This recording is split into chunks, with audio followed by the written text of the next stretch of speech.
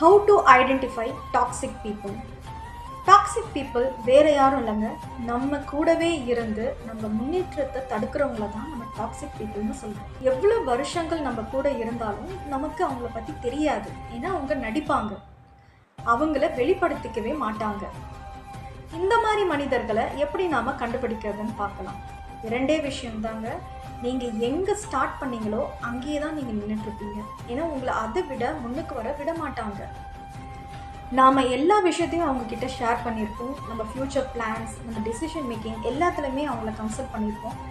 அவங்க நம்மளை சரியாக கைட் பண்ணியிருக்க மாட்டாங்க. கைடன்ஸ் கொடுக்கலனா கூட பரவாயில்லைங்க, நம்ம முன்னேற்றத்திற்கு அவங்க எல்லா விதத்துலையுமே தடையாக இருப்பாங்க.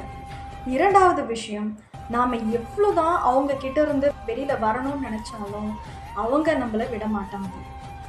இதெல்லாம் ஏன் பண்ணுறாங்க அப்படின்னும் போது, நாம் அவங்கள விட உயர்ந்துடக்கூடாது அப்படின்ற ஒரே காரணம்தான்.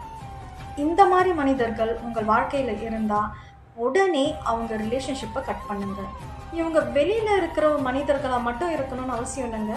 நம்ம ஃபேமிலியிலே கூட இந்த மாதிரிலாம் இருப்பாங்க. நம்ம ஃபேமிலியில் இருக்கிறவங்கள நம்ம தவிர்க்க முடியாது. அந்த சிச்சுவேஷனில் நம்ம ஃப்யூச்சர் பிளான்ஸை பற்றி அவங்கக்கிட்ட சொல்லாமல் இருக்கிறது நல்லது.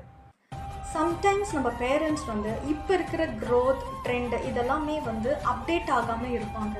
அவங்களுக்கு நம்ம சொல்லி புரிய வைக்கலாம். அதை தவிர்த்து வேறு எந்த மனிதரும் இந்த மாதிரி நம்ம வளர்ச்சியை தடுக்கிறதுக்கு நம்ம அனுமதிக்க கூடாது.